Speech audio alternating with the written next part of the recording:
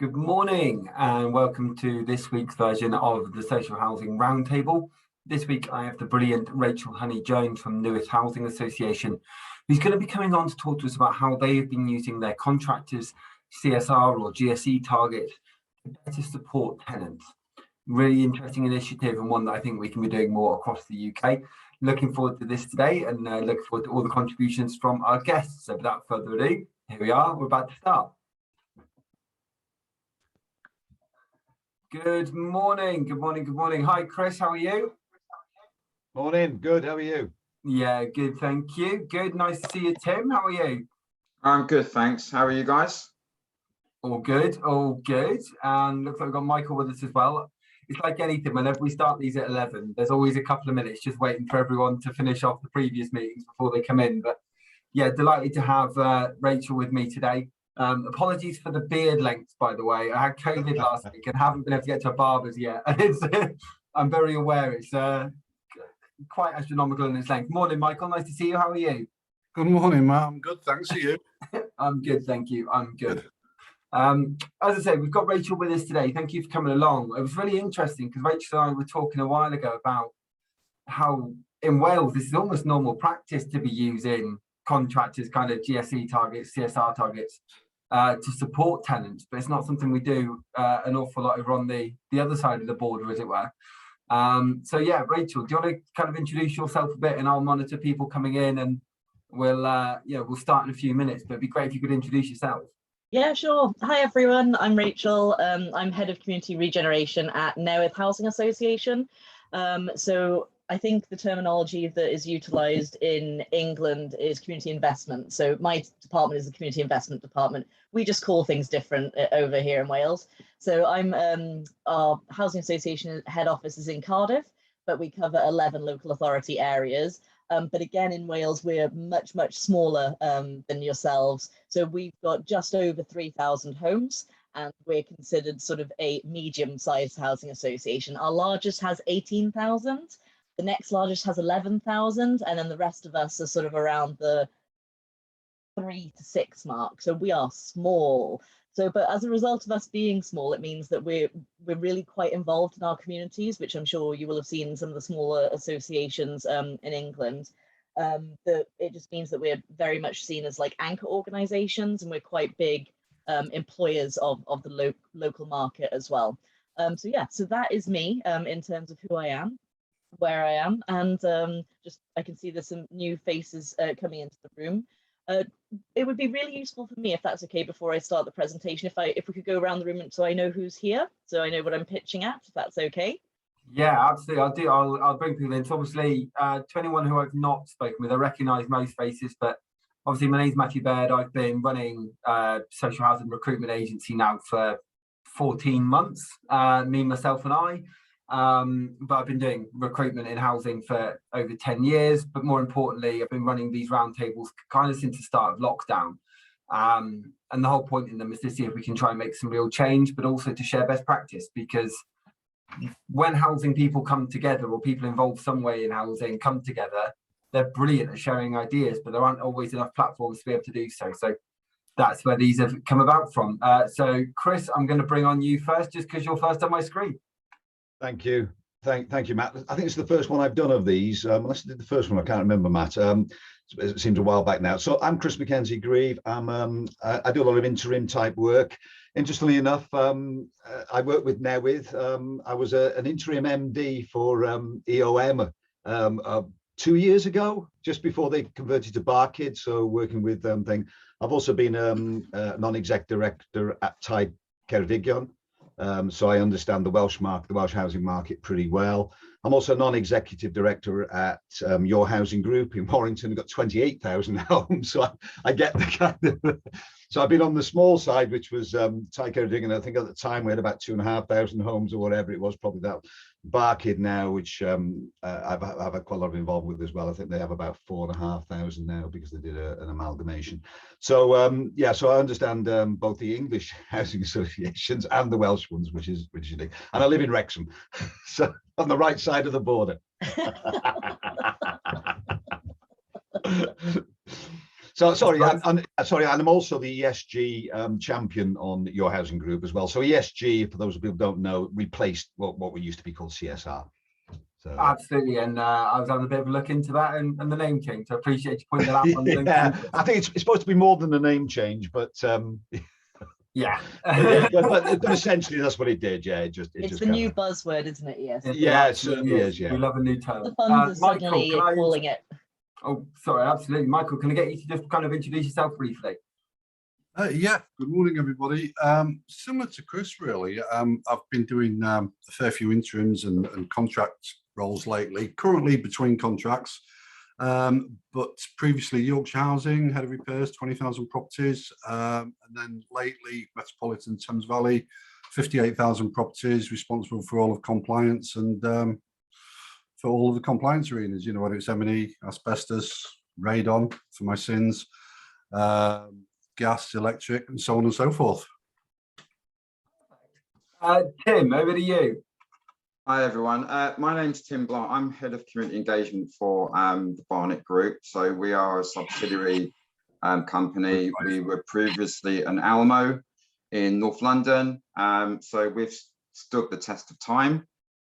We have a number of different subsidiaries which are around acquisition, care and support, residential care, and we also have a small registered provider service which comes under the name of Open Door Homes. So we've grown over the last 12 years. I've been with the company for about 16 of those years, and I lead on social value and CSR for the business. We do have a great relationship with our contractors. They know and understand our expectations when we pull together procurement and tender documents. I guess I was very interested to understand a bit more about what others are doing away from London in terms of working with contractors where it's around CSR. So we have a great framework. We have a good relationship with contractors. They generally give us what they need most of the time. The only thing that we struggle with as an Almo is that we don't have any type of tool that we use to continuously measure the social impact of what we do. So we're the kind of the pauper of the social housing world as such, because most of our investment goes back into the local authority. So I'm just really here to listen and hopefully pick up a few more ideas. Fantastic. You'll be amazed kind of the questions that will come up that hopefully we'll be able to kind of support through. I know there's a number of people today who are going to come along that couldn't make it because it's Easter. For the first time, I had like 38% of my normal mailing list come back with out of offices, so it's massive. Grace, let me bring you in. Hi, my name is Grace. I'm from Homes for Haringey. I work within the community and engagement team. I have been on Matt's roundtable talk a couple of times, and I find them really inspiring and very interesting. So I'm here today just to glean on the knowledge and experiences of others. Thanks, Grace. It's fantastic to have you with us. So thank you for joining. And then Sani, if you can just introduce yourself. I know you missed a little bit there, but just in a brief introduction. Hello guys. I'm a gas compliance officer and I work in the Wales housing sector. Have been for the past decade. Feels so old, and it's taken it over a third of my life so far. But comes with its challenges, but no doubt I think it's also been very rewarding. But yeah, I come into these meetings because I get to take a lot away from it and learn about the sector and what everybody else is getting up to. So fantastic. Thanks, Matt. Cheers. No, absolutely. And as I say, to those who missed the beginning, so Rachel's with us today, and she's definitely got a lot of information she can share on this idea of what we can be doing better with our contractors. So on that, Rachel, I'm going to pass to you. I know you've got a bit of a short presentation to go through as well, so I'll leave you to take the floor. Thank you. Just for anyone, because we usually use Teams, how do I share sound on Zoom? Because that's the one thing that I'm struggling with. Does anyone know? I haven't got a clue. I'm going to have a look through now. That's the first thing I'm doing is sharing a video, and obviously that's not going to be very good if you can't hear what's being said on the video. Have you tried the share screen? I have, yeah. So go share to begin with. Okay.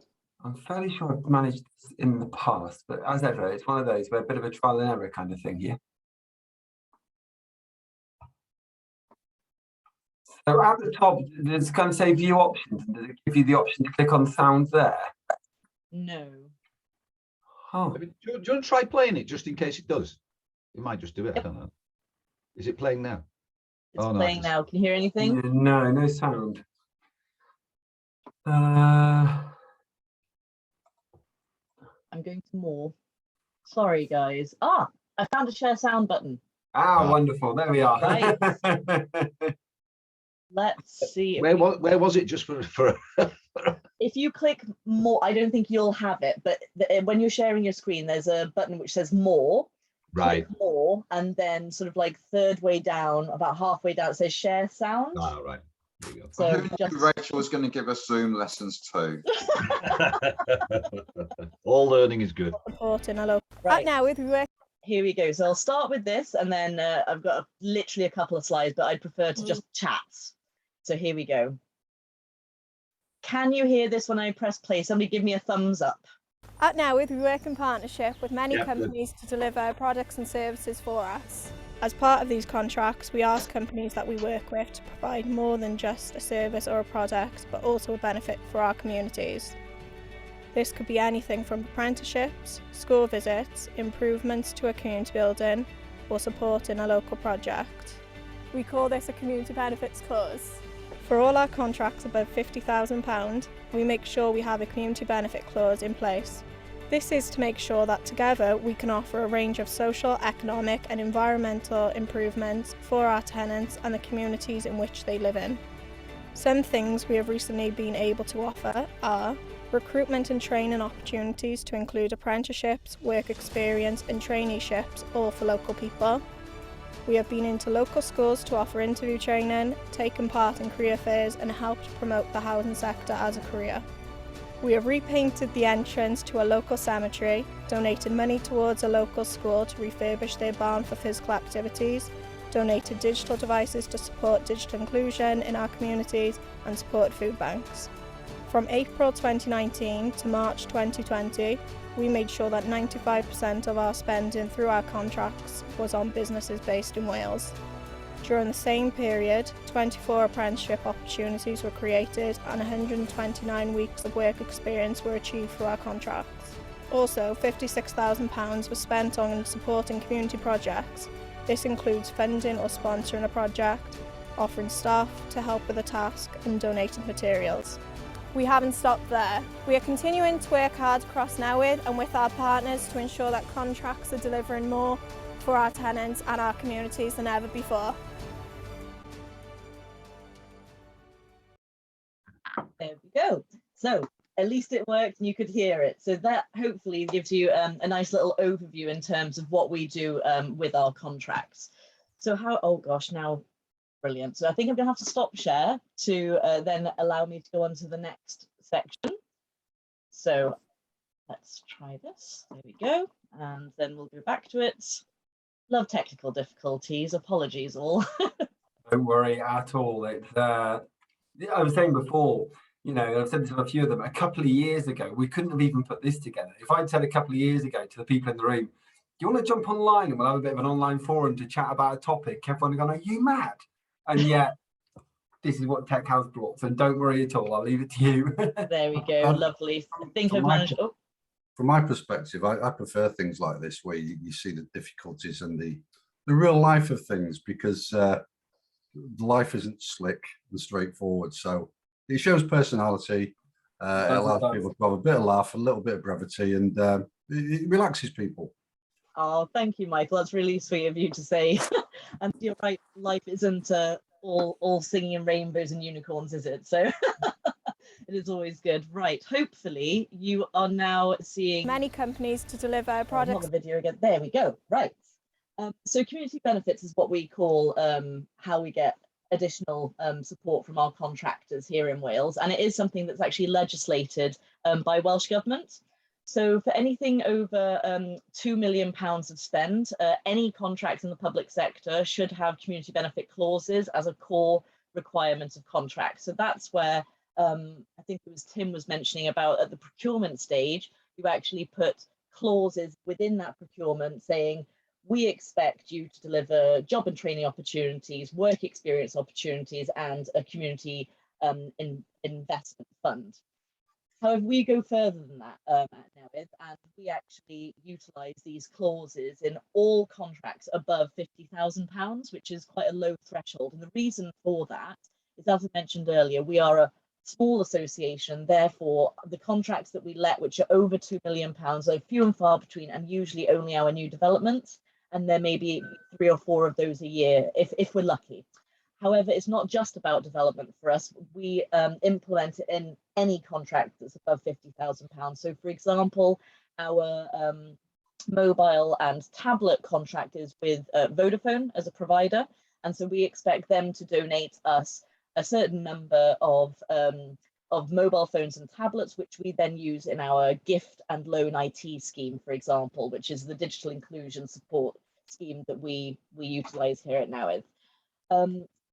For us, it's also about ensuring that we get a maximum benefit to our local economy. So that's where our developments, or where the contract is being delivered, the money is then supporting that local economy. So we try as hard as we can to invest in small, medium enterprises, and also the supply chain as well, and giving individuals that support. So not only are we expecting contractors to deliver things, we're also giving them the support to be able to deliver that. So we're so committed to this. I actually have an officer whose sole job is to actually deliver this type of work within my department. As I mentioned, we are small. The whole organisation, we've only got 155 full-time equivalents. My team is a team of 9, so it shows how important we feel this area of work is. In terms of what we expect, so if we're looking at a development or a planned maintenance contract, is 1 apprenticeship for every £1 million of spend. So that is 52 weeks, full apprentice year, 10 weeks worth of work experience, and a certain percentage of the contract being spent for community activities. So we will reach out to different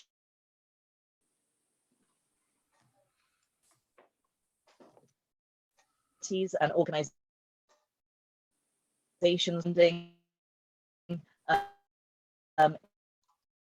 If so, please apply to our investment funds, and hopeful to no good giving somebody his worth of apprenticeship and then they're to utilise a shared apprenticeship scheme. There's 2 in Wales. There's one that covers sort of like Newport, Cardiff, Vale area, and there's one, sorry, I'm thinking of the M4 belts to try and help those of you that don't know the geography of Wales, including myself half the time, even though I am Welsh. And then there's another one which covers sort of like the Swansea Bay area, so Carmarthen and Swansea and Neath Talbot. So we utilise those, and essentially the apprentice is loaned out to the contractor, but it means that they don't have that liability of taking on an apprentice for the full 3 years. It means they can take them on as and when they're needed. So obviously at different points of the development or different points of planned maintenance programme, you're going to require different trades. So therefore, you're not necessarily going to need a carpenter for the full contract. You're going to need a plumber, sort of maybe mid-contract when you're putting those in. So just to give you an example of that. So this is what the contractor gets once we've actually put the clauses in to make it as easy as possible for the contractor.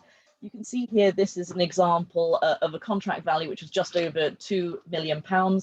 And then I will actually write out to the contractor and say, this is exactly what we require from you on this contract. And then I'll actually also then give them the background information to that. So if it's something that they haven't taken part in previously, as Matt mentioned earlier, Welsh-based contractors are quite aware of this, and therefore usually we don't need to give much support. But I've been doing this for 15 years in Wales, and I was part of a team which was Welsh government funded, which went out and supported contractors to be able to partake in this area of work, called the I2I team, which was hosted by the Chartered Institute of Housing. So this is kind of my bread and butter, and this is I could talk about community benefits and getting the value out of it for years and years, but I won't bore you, I promise you, too much.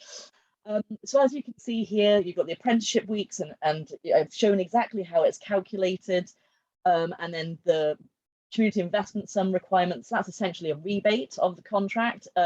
Yes, the contractor is going to build that into their costs. However, as a charitable association, with the viewpoint of ensuring that we're supporting our locality, we accept that. We accept it's going to be built into the cost. And yes, it's our money that's being used for it, essentially, but we feel that that's the right thing to do for our communities. And this is just an example of the types of outcomes that we've been able to get from different contracts. So obviously, for every £1 spent on the first contract, £2 was reinvested in the Welsh economy. 100% of salaries were spent on people living in Wales, 24 apprentice weeks, 36 work experience weeks, waste diverted from landfill, in-kind donations of goods, labour and services. And this was all delivered during the pandemic as well. So I feel this is quite impressive for the contractor to be able to deliver that. How do we calculate all of this stuff? So I think it was Tim that mentioned he's interested in how things are measured. We've got a very big Welsh Government spreadsheet that's been put together called the Value Wales Community Benefits Measurement Toolkit, because they love their sexy names in Welsh Government. And it essentially calculates that for us. So what we do is we go out to our contractor partners every quarter, and instead of scaring them with this massive, and I'm not joking, this spreadsheet would scare the person that loves Excel the most in this room. It is dreadful, but it does a really good job. So what we do is I've actually taken out all of the relevant questions from that and put it in a Word document, and then I send it to the contractor. Jonathan, my community benefits coordinator, sends it to the contractor on a quarterly basis.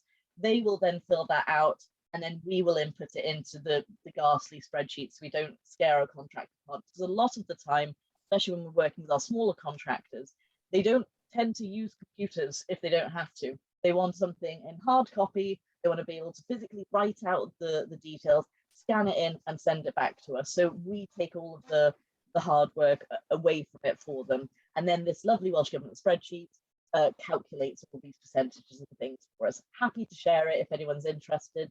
But obviously it is based on Welsh Government stats and the future well-being of the Future Generations Act. I won't bore you with all of that.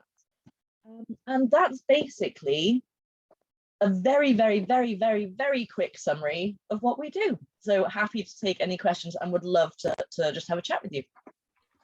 Fantastic, thank you. And I'm going to open up the floor certainly in just a second, actually. But to anyone who hasn't been on these before, feel free if you want to just use the chat function.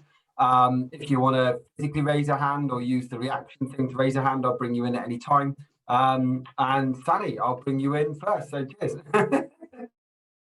Thanks, Matt.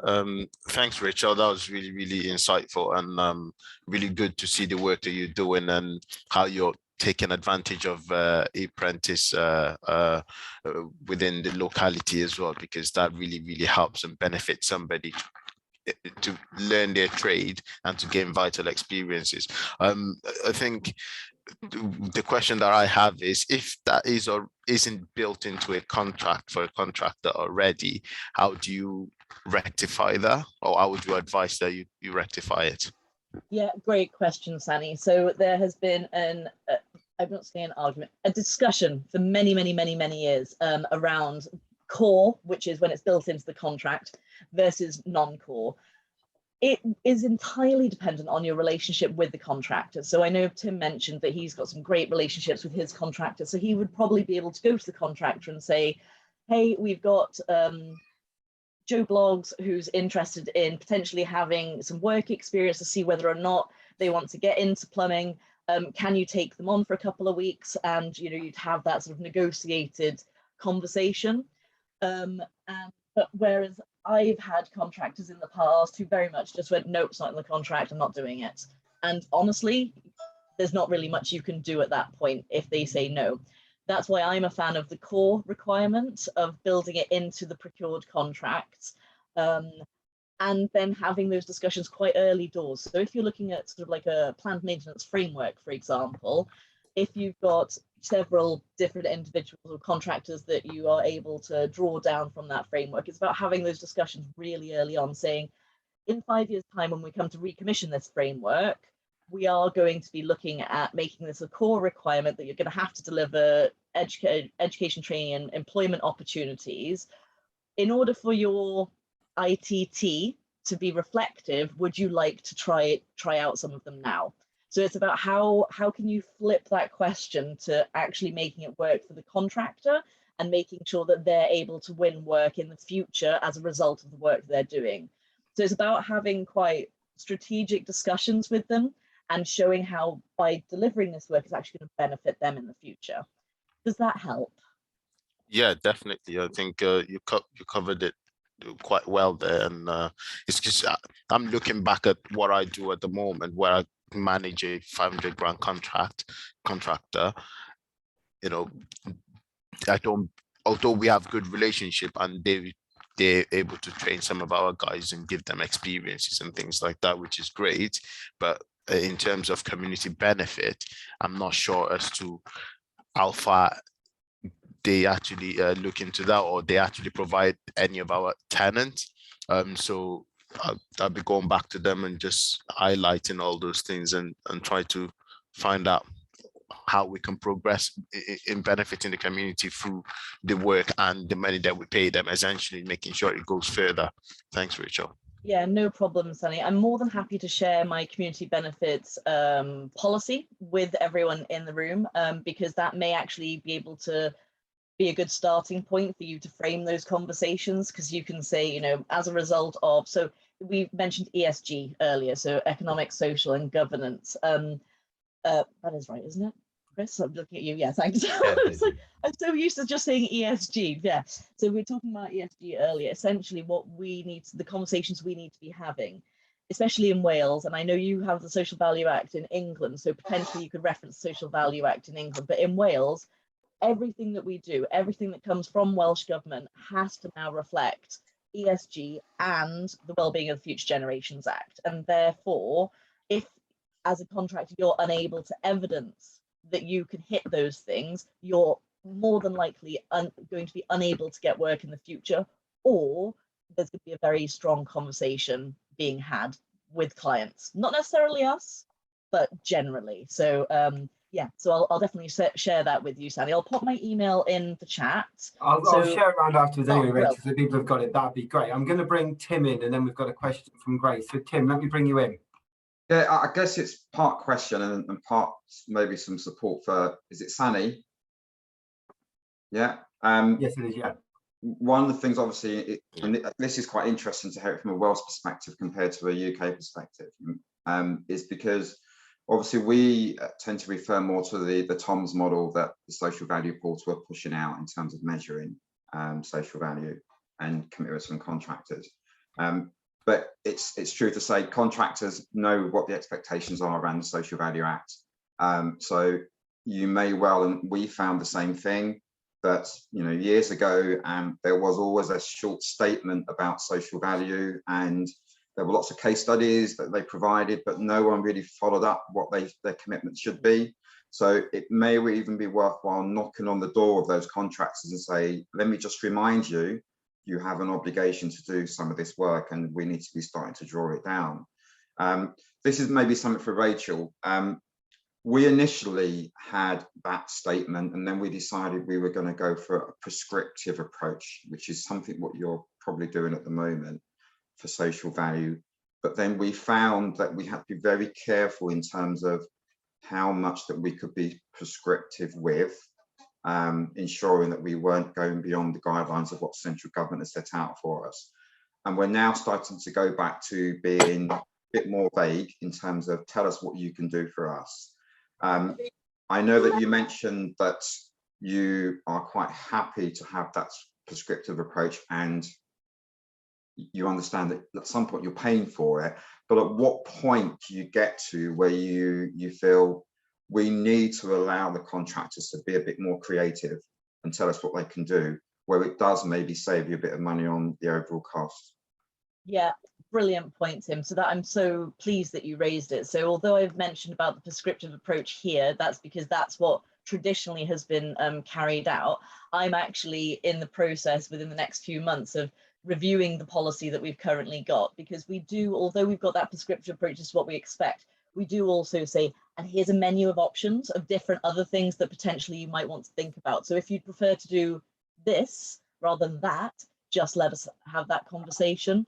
It's really difficult though, from a procurement perspective, and like, you know, our procurement manager's pulling her hair out whenever she talks to me about community benefits, because she's like, unless it's prescriptive, we can't measure it like adequately, because you're comparing apples with pears. So for me, it's about, as I was saying to Sani, about those conversations once the contractor's in place and saying, right, okay, so I'll use Powys as a really good example. So we've just had a development, new new homes in Powys, which is mid Wales, really rural. You know, the labour market just isn't there for apprentices. The people aren't there to undertake the apprenticeships. So although we said in the contract you need to deliver X apprenticeships, they're farming people up from South Wales to deliver those. That's completely absurd in terms of the locality issue. So what would have been better in that circumstance was say, right, let's convert the amount of money that it would cost to pay those apprenticeships into a monetary value, and let's buy loads of IT equipment, because the libraries within Powys are really underfunded, and therefore we're supporting the community in that way. So really brilliant point, Tim. Absolutely agree with you. There's a couple of things that have come up in the chat that I'm going to bring on, and then we'll jump back to Tim and then Chris. But do you do much collaboration, Rachel, on this with, or do the contractors do a lot of, I guess, collaboration with colleges and things along those lines? Because I'm doing some work at the moment with Sandwell College, and we've got a big project we're coming up to work together on actually in in May. And you know, the whole point is they've got so many students who are ready to go and do apprenticeships, don't have the places to go, and people don't understand that housing is actually a sector that has lots of opportunities for apprentices. So is there much collaboration there? Yeah, so the two shared apprenticeship schemes that I mentioned, I know that both of them, their senior members of staff actually sit on a lot of the college sort of like board things and the strategic direction aspect. So again, I think because we're quite small, naturally we have to collaborate in Wales. We don't actually have a choice because we can't do everything. So we are quite good at that. We don't seem to be as insular. As well as that, in terms of community benefits, the apprenticeships aren't actually ring-fenced for those people who would naturally get an apprenticeship.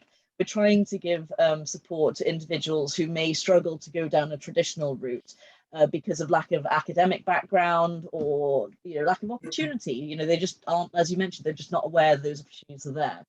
So those people who are sitting in colleges thinking I would really like an apprenticeship aren't necessarily the ones we're trying to target with this. That's fair. Okay, I'm going to run through the comments and then I'm going to bring Chris in. So Grace has said, thank you, Rachel, for the presentation. Her question is, how do you monitor how many of these apprentices actually go to permanent employment? Is there something that you do as well? So what we do is usually the apprentices will obviously speak with the shared apprentice provider and they'll feed back to us in terms of how many go on. It's not something that in terms of permanent employment that we actually tend to monitor. And as you put that question, I kind of thought that's a really good, we do look at permanent employment outside of this realm because we've got education, training and employment schemes that we run outside of community benefits, closely aligned, but we monitor those, but we don't necessarily monitor the apprentices. So I think that's a really great question, Grace, and something that I'll take back to have a think about how we do that. So thank you.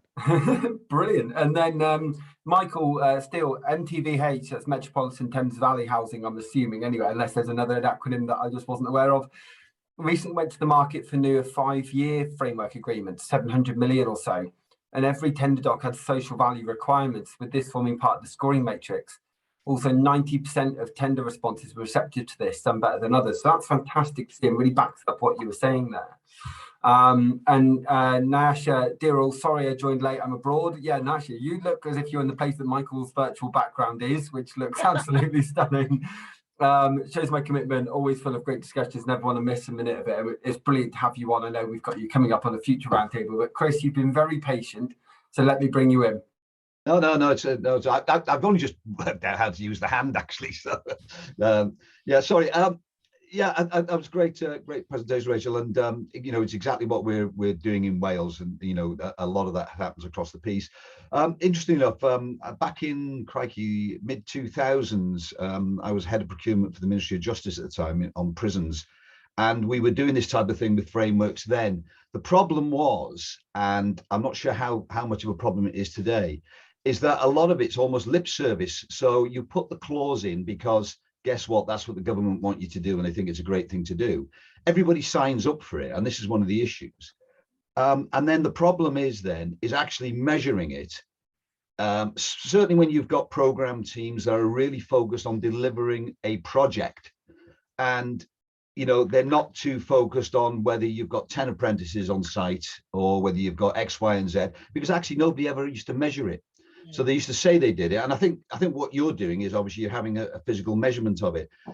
What I was going to go on to say is that I think that this type of activity, if you like, is going to become more and more to the fore, if you like, certainly with zero carbon, because I think we're now moving into not just saying, let's have some social value, but actually what environmental value are you bringing as well. So the scope for this type of activity is going to get greater, which means, of course, that the cost is going to be greater as well.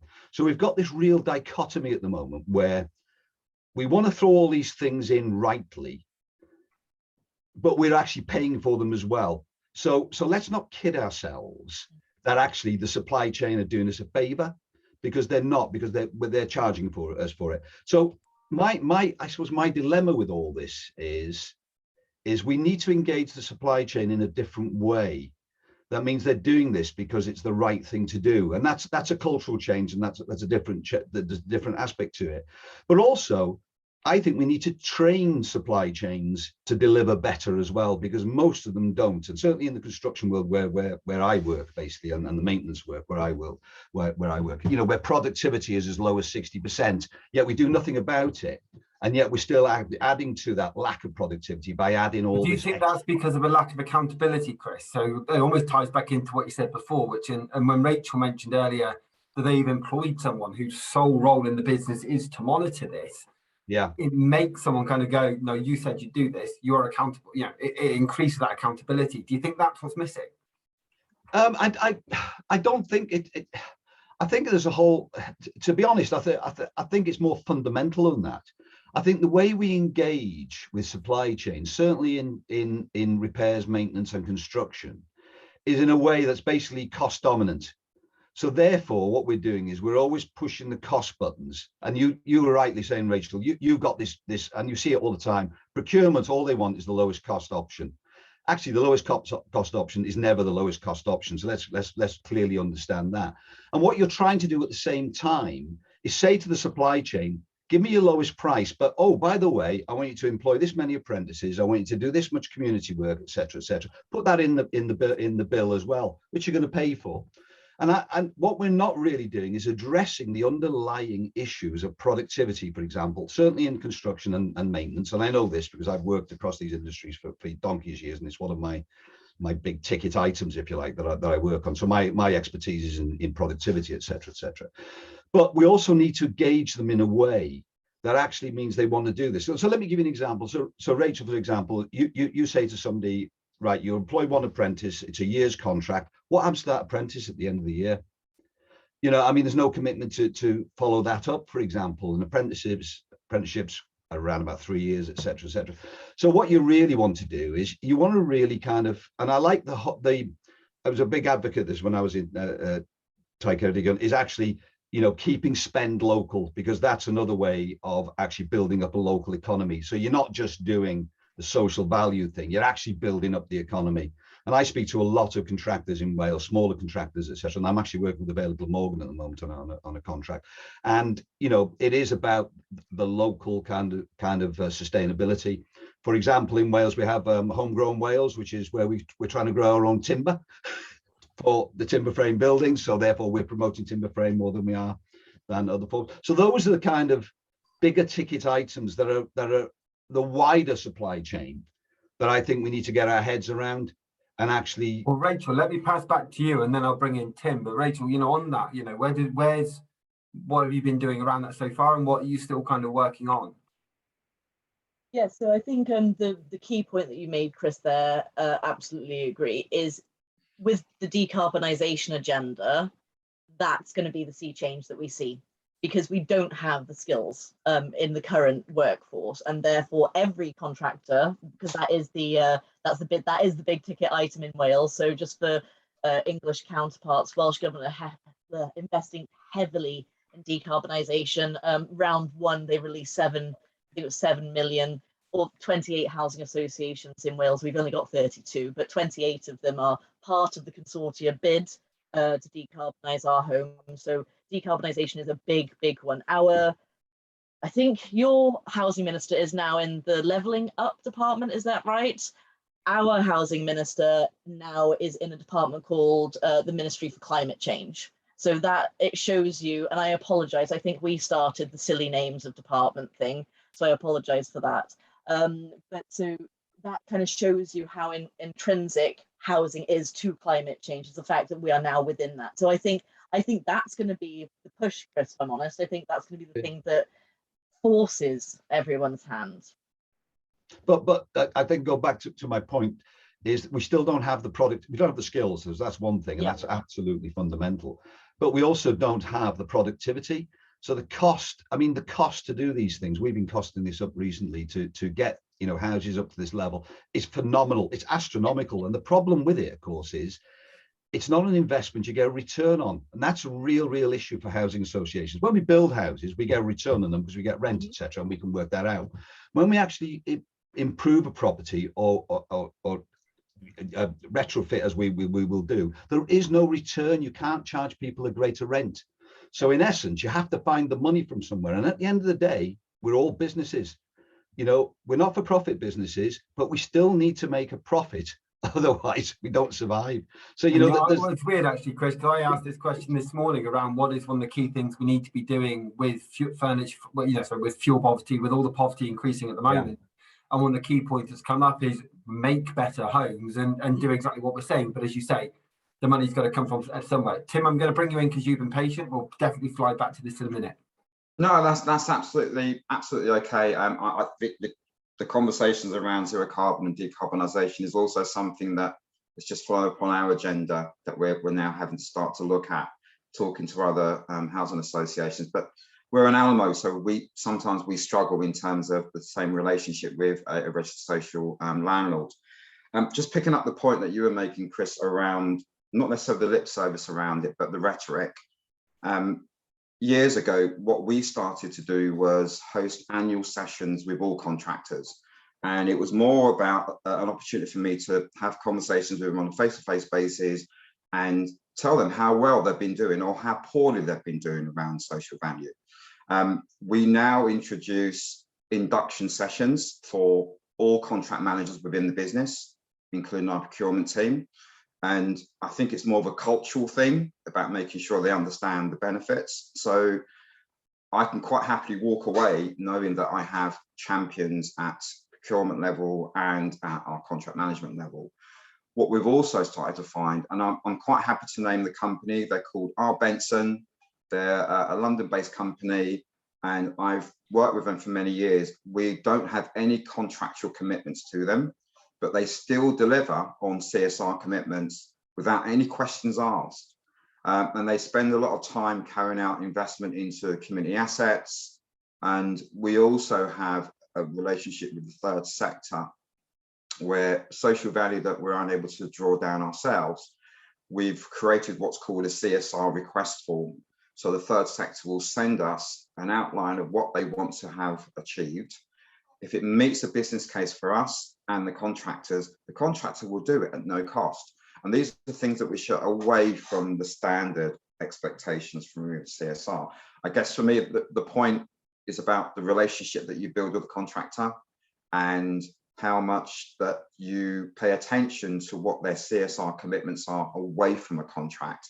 So the first thing I do is go to the company's website, I look for a CSR statement, and I look to see what they should be doing away from social value. So when we report it back, there were two report templates.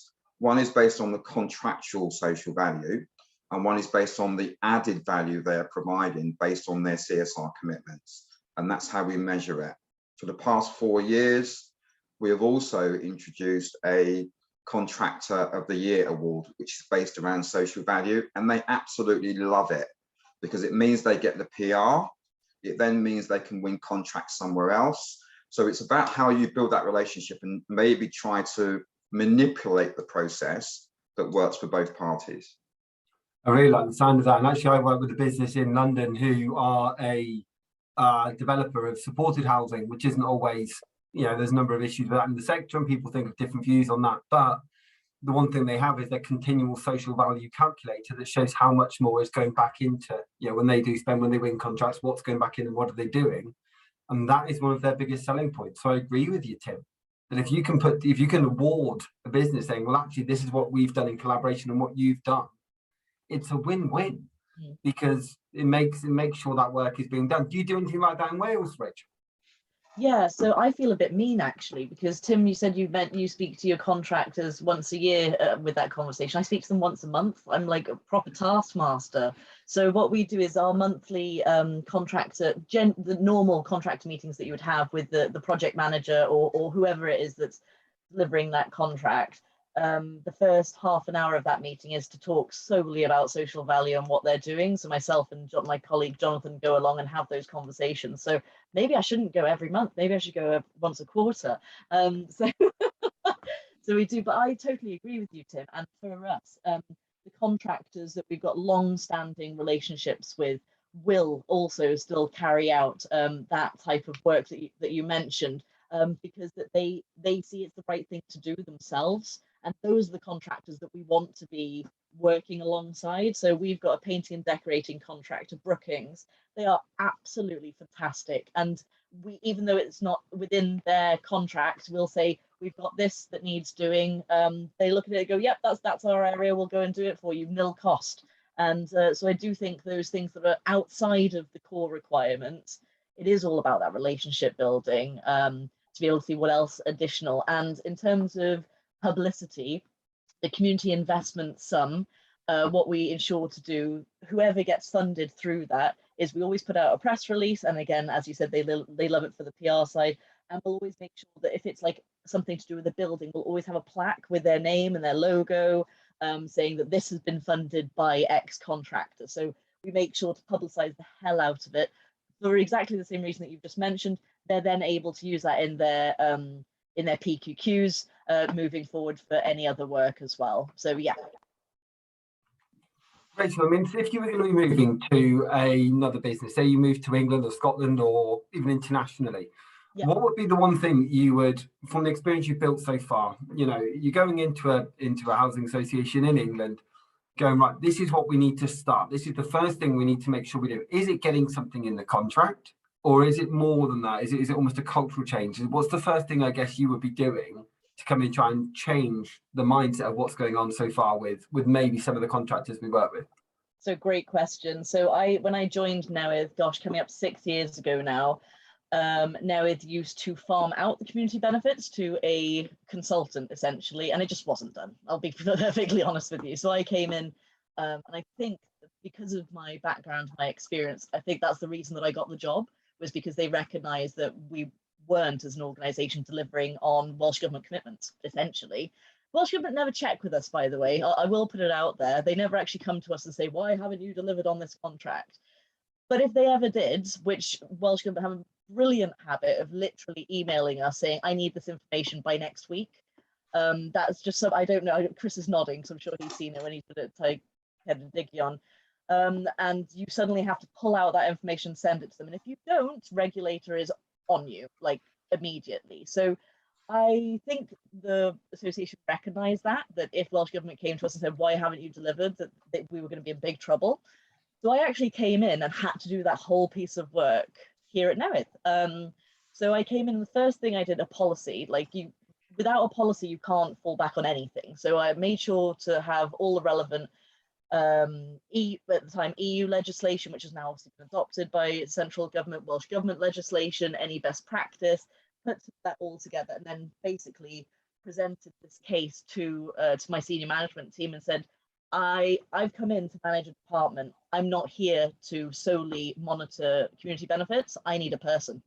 So I managed to get a part-timer to start with, and then just as I always do, slowly increased every year the number of hours to make it a full-time permanent position. So originally it was funded through community investment sums.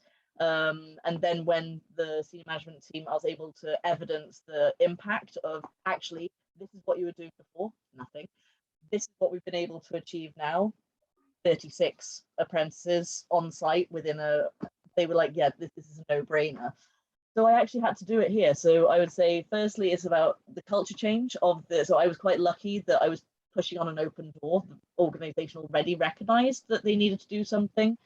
I think I don't think I could work for an organization that didn't have community ethos at its heart.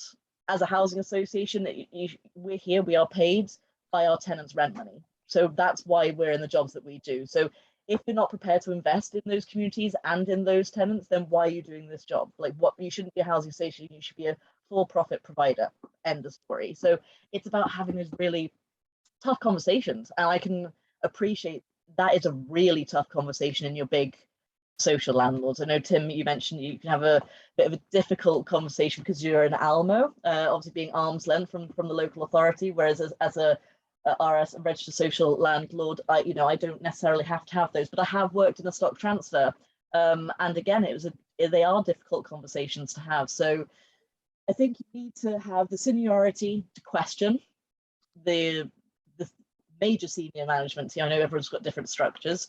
You need to have that, and also you need the knowledge, you need the background knowledge and why, and then obviously the business case on how. Does that help? Yeah, it really does, and I think there's a lot of nodding there, and it's things like this where I think are the important parts, because whenever we do these roundtables, as I say, the one thing I want to actually come out of this is people have an action plan or something they can do to make change.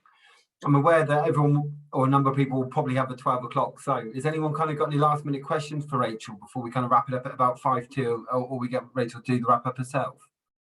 I've been quite inspired by Rachel, because there's certain things that you're currently doing which I've had frustration with. So getting a full-time post, I've struggled. I've only just received confirmation, and they started on Monday as a half a post to do some of that work, which takes the benefit away from me having to sort of trawl through most of this. But if you don't have the resource, then you cannot draw down those commitments. It just doesn't work, because it's not procurement's role, it's not the contract manager's role, and the contractor will be hiding behind the wall waiting to see if anything will actually come up. So congratulations for you. It does sound, you've got quite a large team. We manage 15,000 homes and coming up to 1,000 other properties, and my team is 3 people. So we struggle because we have to look at efficiencies every year going back into the council. But the approach you have seems to work really well. I have made some note. I would really appreciate having a bit more understanding of the template that you provide to contractors and what that looks like. We do a monthly report with them, which sets out our expectations, but having something which is a bit more detail might be really good to look at. Well, what I'll do is I'll make sure that I'll share an email address, but every day, so every Wednesday after the roundtable, I put up a post on LinkedIn, and we'll make sure everyone gets tagged in it anyway. I don't like taking photos on this because no one ever gets the photo they want, but I'll tag your name in it so you two can obviously connect. And that's the other side of these roundtables, is exactly what you said there, Tim. And Rachel, I'll leave you to kind of do a wrap up now, but I'm really glad, Tim, that you felt there's something collaborative you can bring together there, because that was the point in putting these together in the first place. Rachel, I'll pass over to you for the wrap up. Yeah, brilliant, thank you. And Tim, honestly, that's really inspiring for me to hear as well, because there's certain things that you've mentioned I've gone, I need to have a think about this. So I think it'd be great value for both of us to meet again and have a chat. Again, as I said, I'm happy to share all of our documents with everyone in the group. I'm not precious by any stretch of the imagination, so any feedback, if you go, that's terrible, that's fine too, because we can only get better. Nothing's a finished article, and no one's an expert in everything. So yeah, I'm more than happy to. So thank you, Tim. Sally, did you want to come in quickly just before I sign off? Yeah, I was just gonna bring in the fact that like this all ties well together. If you've got that person that monitors all of this with the contractors, and it is a full-time duty in itself. It just reminded me of how within the Wales housing sector specifically, that that diversity that we crave to increase of the ethnic minorities within the housing sectors, our contractors actually, they're far less diverse in comparison to the housing sector itself as well. So this is another way of trying to, if you have that person that monitors all of this stuff, they can monitor that aspect as well. What is the contractor doing in order to increase the diversity within their workforce? Because if they're serving our customers, they still have to show representatives of those customer base. So this really, really ties in together. And I've taken away from this what conversations I'll be having with my managers and my senior managers, and saying, look, we have this duty anyway, which we should be doing. On top of that, you know, I don't know where, I think Newith might be signed up to Type Hub's did not word. Yeah, we are. So with that, all the associations have signed up to that, the pledge, and how do they monitor it individually within their own companies and things like that? I think getting that person, even if it's to start as a part-time first and foremost, Kickstarter, anything like that, to get that person on board to monitor all the contractors would be really, really great. Thank you, Rachel, for sharing this. Oh, thank you, Sani. And absolutely, in terms of the equality and diversity of not only our workforce, but our contracting workforce, I think you hit the nail on the head there, because we've just been awarded the QED quality mark, which is equality and diversity accreditation. I was project managing it for the last year, so my brain is all equality and diversity at the moment. And I think when I was talking to our operatives within our maintenance department about this, they were saying, we're not getting access to this particular property. I'm like, okay, well, have you thought about maybe you're calling it prayer time? Have you thought about maybe there's no male relative at home and therefore you're not being able to, because you're male and you can't go into that property without a male relative being at home? And they were like, no, we hadn't thought about any of that. I said, so it's not necessarily that the tenant is being obstructive and not giving you access. There could be equality requirements that haven't allowed them to give you access, and that conversation. So I think I agree with you. I think we need much more diverse contracting workforce and maintenance workforce. So thank you for raising that.